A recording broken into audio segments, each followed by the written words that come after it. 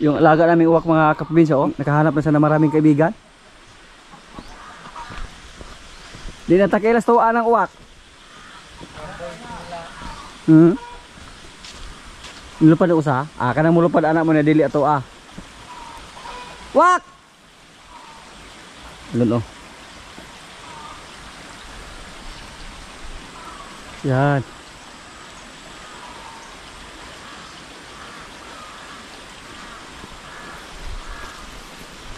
Napakadali na nakahanap ng kaibigan dito. Kailangan mo lupad? Doon sa may patay na kahoy. Ibatog yung ating uwak. Tapos pinuntahan na siya ng mga kapwa niya uwak. Parang basig magpatudlo na siya bago sa pagpangahag pagkaon. Gutom naman kaya ko. Hindi na namin alam mga kaprobinsya kung alin yung aming alagang uwak dyan. Isa siya kasama. Yung isa kaninang lumipat. Siguro hindi siya magtagal dito sa ating area. Pag may mga kaibigan siya, siguro sumama na siya sa ibang mga uwak. So malaya na yung uwak natin. Uwak! Baka natin malapit na itong mga anak mga kaprobinsya. Sprihan natin ng pangtaboy ng langaw. Kasi maraming langaw na dumapos pa sa tawa.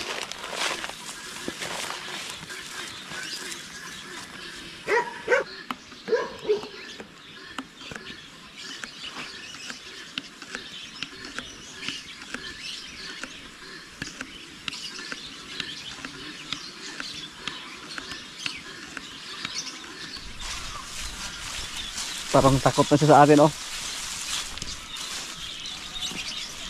Wah. Uniti chuke be. Uniti.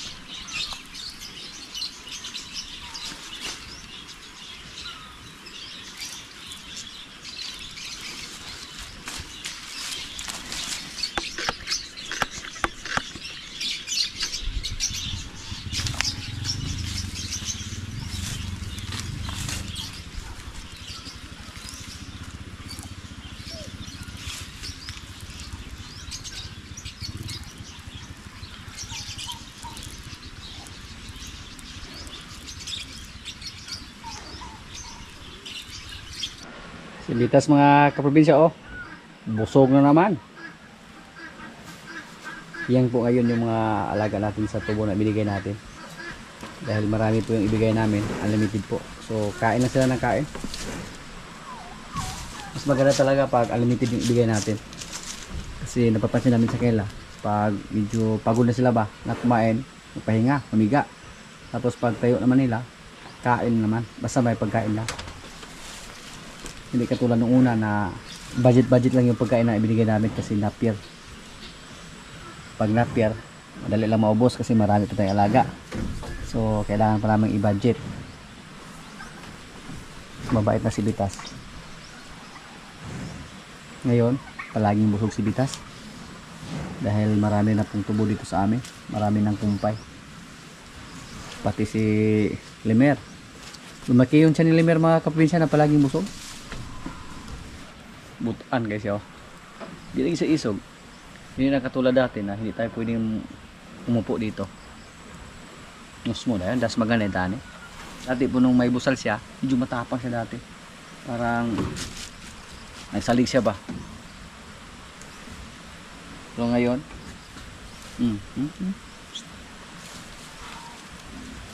behave.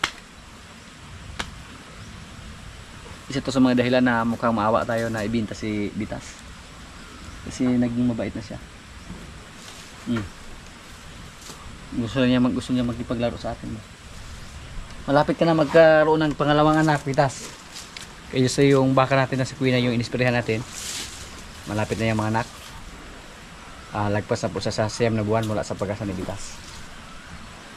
At yung isa nating baka na pula, pag magkapunta dito yung technician, mag-iay sa ating kalabaw, ipadukot natin yan. Nakasana po yan ni Limer. Gusto nating masiguro kung nabuntis ba siya or hindi. Nasa mga 3 buwan siguro mula sa pagkasa ni Limer. Dati to hindi to nagpahima sa atin. Siguro amoy baka na tayo, kaya nagpahimas lang. Sabi po natin mga kasama dito, mukhang kanto sumunod to kay Bitas, kasi malapit na daw malampasan si Bitas. Kakagila, mabilis siyang lumaki.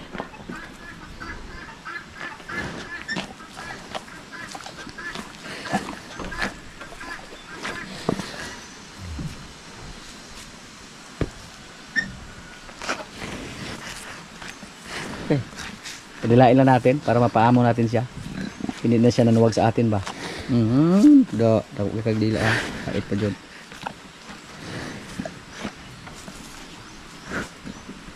Yan ang panungay na ako ha. Magpakabait ka.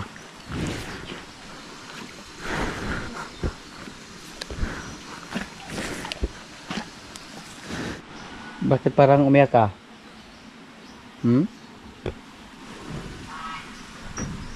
Umiyak siya sa dami niyang pagkain. Yan. Hindi na naubos. Malaki na rin yung baka natin na isa na galing sa Dudul Bakong mga kaprobinsya. Siguro kung sakaling magbinta tayo ng baka, siya yung mahuli. Kasi batang bata pa siya. Wala pa tong bungal.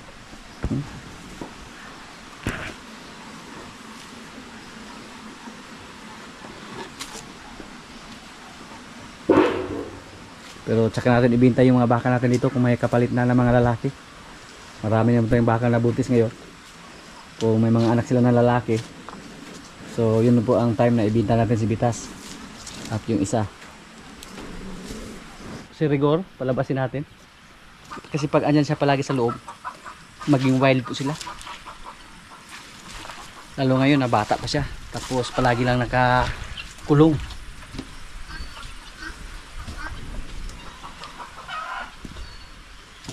Kung gwapo na yung katawan ni Rigor mga kaprobinsya. Basta Igor ha, para makita natin yung itsura mo kung totoo bang gwapo ka. Delikado to pag malagi dito sa loob. Wild to. Gusto niyang lumabas. Basta lumapit ako dito, gusto niyang lumabas agad. Nagmamadali si Rigor. Rigor, tuyok, tuyok.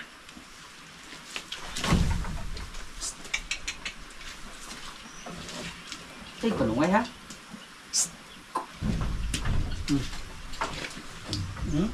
Umuwag.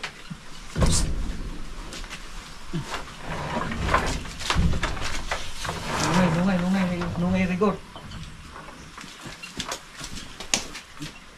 Kagwapo na Rigor, oh. Parang si Pogi yung katawan ni Rigor mga kaprobinsya.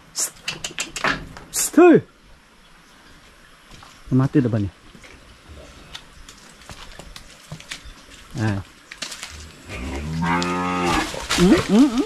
Se? May go tato. Puging-pugi yung itsura ni Rigor. Mana siya sa kanyang tatay.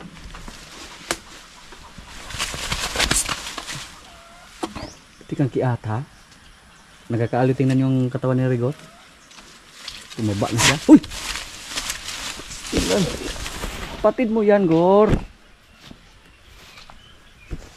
Si Kuan yan. Marimar. Up! Agay! Yeah. Bulyago ng kahali.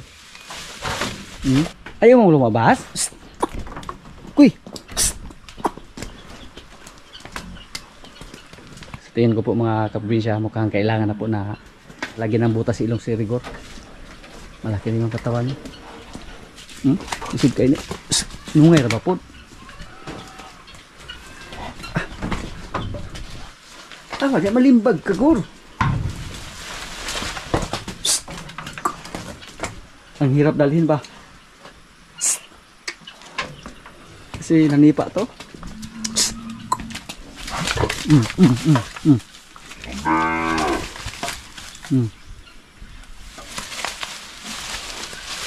Mukasta gid siya. Sos. Gwapo sabing baka. Kahit native lang yung nanay. Uy! Uy! Ay ay! Ay! Hindi natin siya palabasin ay. Balik natin sa kulungan. Bugyagon kayo. Ayaw mong lumabas. Gord. Gusto mo bumalik dyan?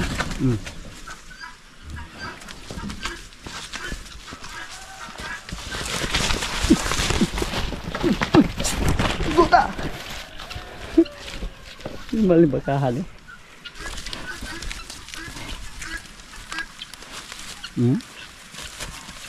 Dagan. Luyar bitaw karon.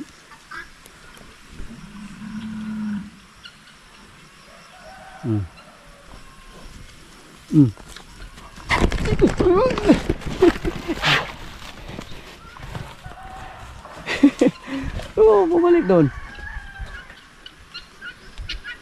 Hindi man tayo mas takot na masungayan, pero ang kinatatakutan na natin baka matamaan tayo sa kanyang sipa.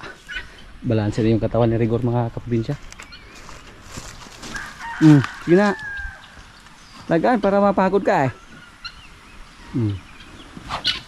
Nga, tuwa na. Patay ka diha, Gor. Tiki. Go. Yan po ang stima basta nakakulong lang. Lalo na pag lumaki to si Rigor. Wild na wild to. Pag hindi natin siya masanay sa labas.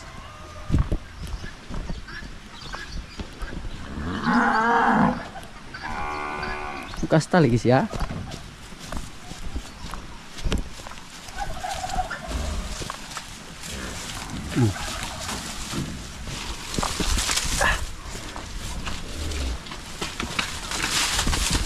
Yo, good. Dagan-dagan ba dahin ka?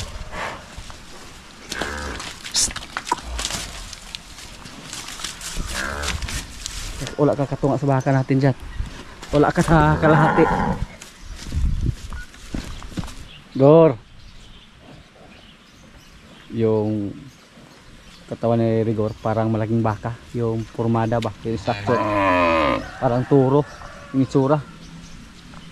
Bu. Mahirap to pag hindi sasanayan na palabasin palagi. Okay lang sa ngayon kasi medyo maliit pa siya. Paano na kaya pag lumaki siya ng salita? Wala pa to isang taon. Bata pa to. Taas.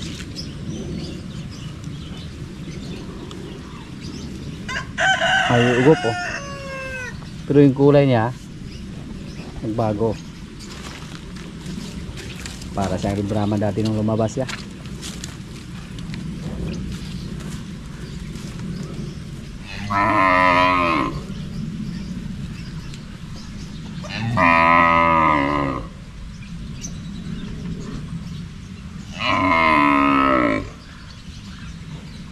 Sa tingin ko po mga kaprobinsya, ito po si Rigor. Magdalawang taon siya dito sa atin. Malaki na to. Pag umabot siya ng 2 taon. Nung lumabas sa inikala po natin, nanitib yung baka natin.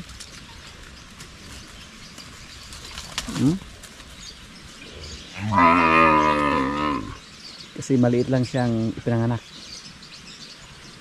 Pero dahil yung tatay niya malaki, si Pugi, lumabas yung kagwapuhan niya.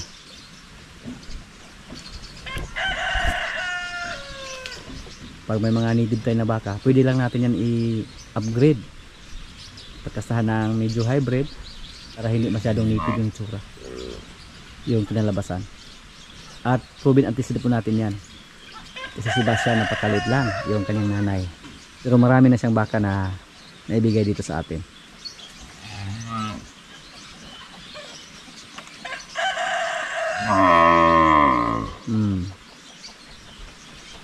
Magpakabait ka, Gor, ha? Para di tayo sulus bulsa.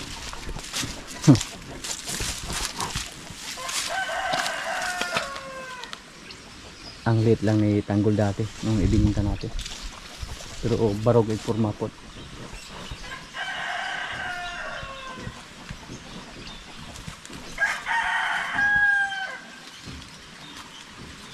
Ito po yung nanay sa ating baka na si Rigor. Oh. Yung iba hindi makapaniwala kasi malaki si Rigor, gwapong gwapo. Pero maliit yung nanay niya, native. At buntis na rin itong mga kaprobinsya. Mga anak po sa this coming December. Ang maganda po dito ngayon, Red Brahman po yung similya na ginamit natin. Sana maganda din yung resulta. Magmana sa tatay ba.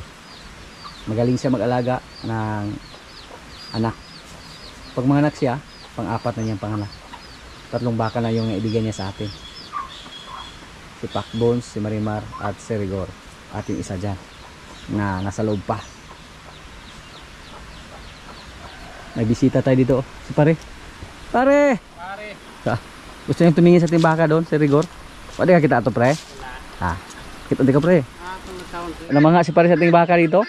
Kasi native lang yung nanay. Native lang pa sa. Native lang nanay, pero perting sadaha. Perting sadaha lagi ko kayo.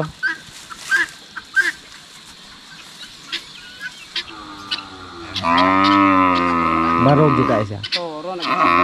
Toro tanaw sa iyang porma. Torong ng taon. Toro.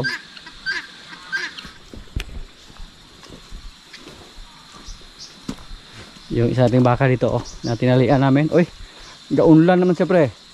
Gaunlan siya sa taon. Yan sa ulit pagpatutoy, buhian ra. Ara siya. Buhian na, pre. Ako ra, iipon man itong gabi eh. Tapos pagtindo pre sa. Ang yang puso pre na rin sama na buto na noon. Sige nag-sprayhan ra. Murag may pagkatigrihon yung color pre. Kombinasyon na sa. Na-scale tanawa. Na.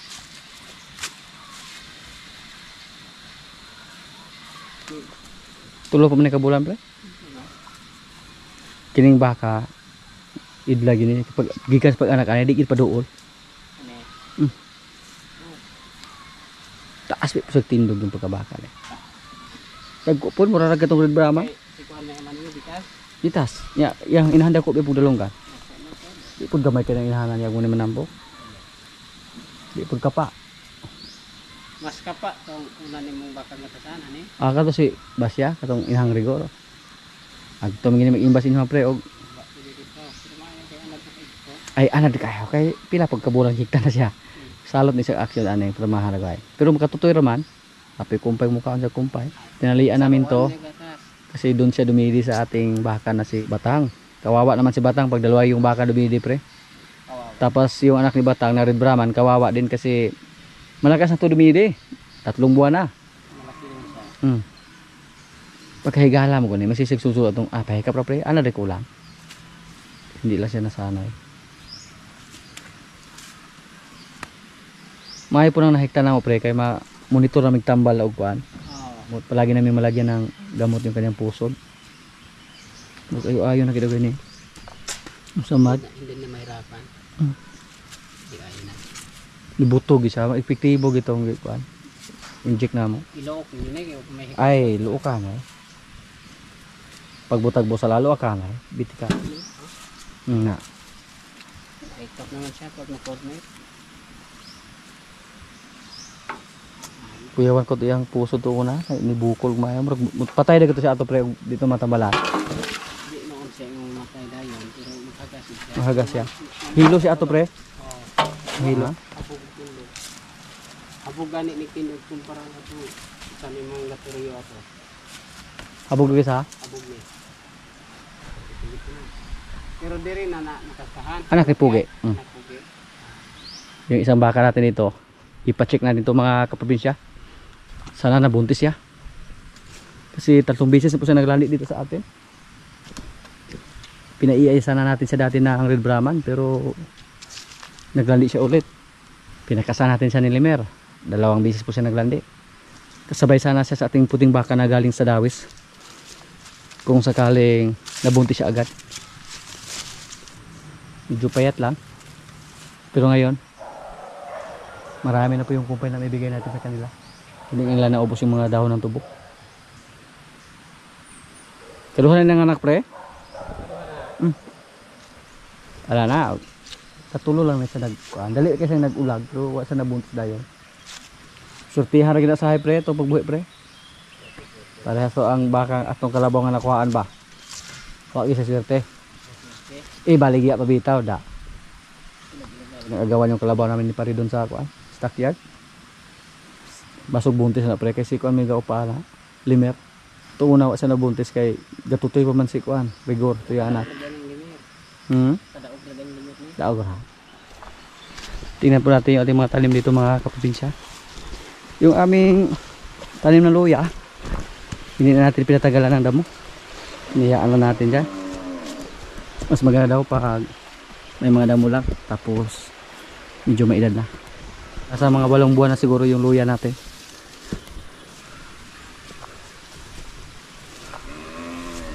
Yung galay namin oh.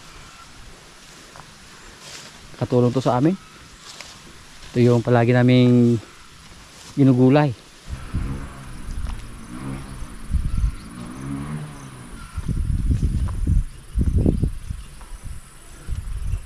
Tapos may mga talong din kami dyan. May okra din kami na tinanim. Sari-saring gulay. Para pagkonsumo dito sa amin. Pero mukhang hindi pa sumibol yung iba mga kaprobinsya. Yung tinanim namin na okra. Diyan ipararo din natin yan. Para taniman din natin ng kalabasa. Yan po yung talong natin. Pwede na yan lagyan ng pataba. Dito sa amin ngayon palaging umuulan. Ang problema lang pag masyadong malakas yung ulan, maanod yung mga tinanim natin. May mga balwang or bakante. Siguro namatay lang yung talong na yan.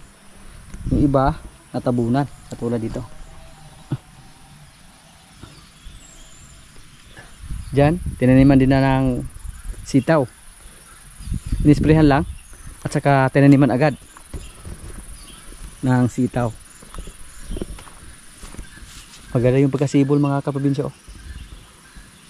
Mataba. Yan.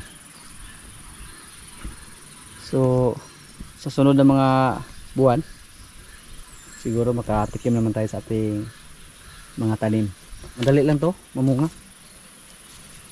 At kailangan namang ayusin yung mga balag namin dito. Nasira na.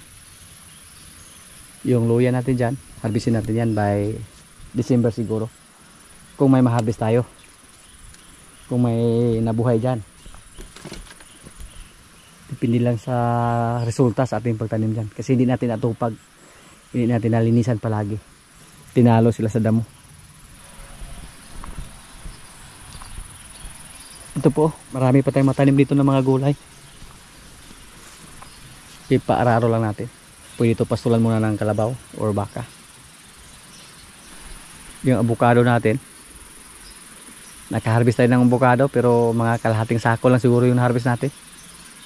Yung iba nahulog lang. Hindi natin na-harvest agad. Kinain ng aso. Pagkahuli naman yung mga kasama natin ng pangulam mga kaprobinsya. Yan. Maliit na ed. Pero pwede na yan. Mga ilang subo na yan oh. Hindi pa kami nakachamba dito ng malaki.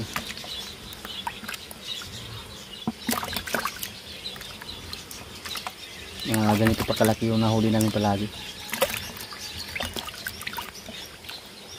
Goods na daw. Dati po may iltay na nalagaan dyan sa timpan. Pero hinuli na namin. Kasi pinakain yung ating mga isda. Lalo na yung mga fingerlings. Mga kaprobinsya, kailan na po? Ito yung ulam namin oh. Yung ilan na huli. At saka yung manok. Pinulang manok na may gata. May munggo. May kanin. Lord, maraming salamat sa pagkain. So, kailan na?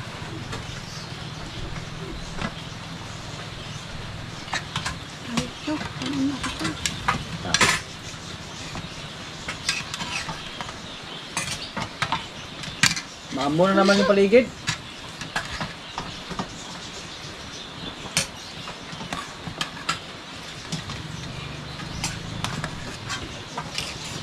Silawan kaming inis pa. Okay.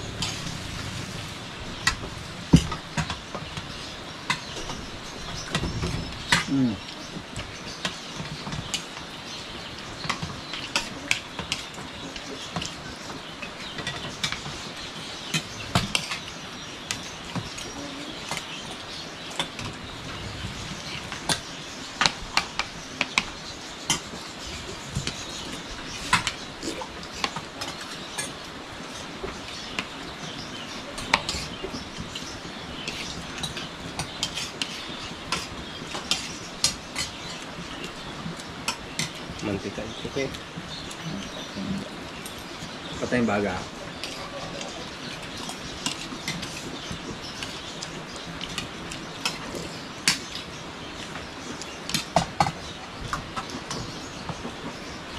Patay yung baga ito kaya? Patay yung baga.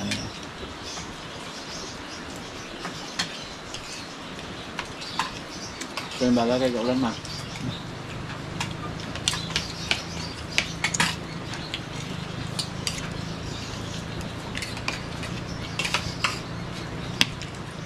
Ilang ka? Ano ka?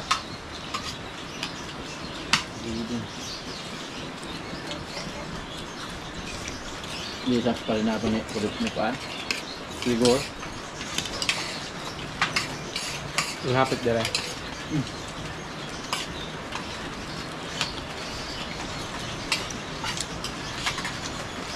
Diba?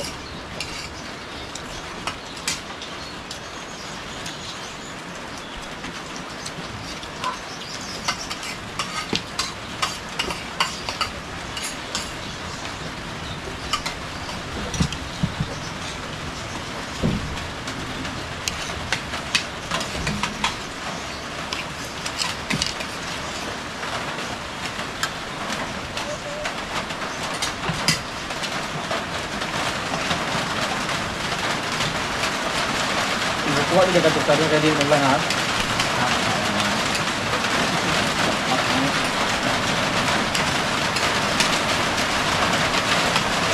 Wala siya kuha oy. Oy, oy. Oy! Hindi ko lang nilog na eh.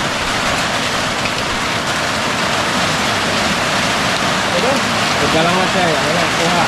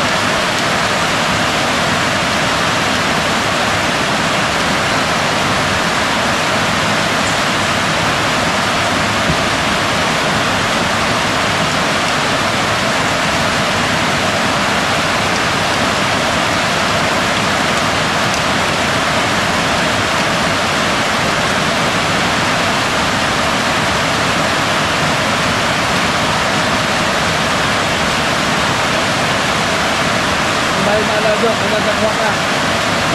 Ano maadlaw ba? Tingnan. Ano na kita ng bait? Jog. Bisa mag-usaw o club na nga bato diha. Di ako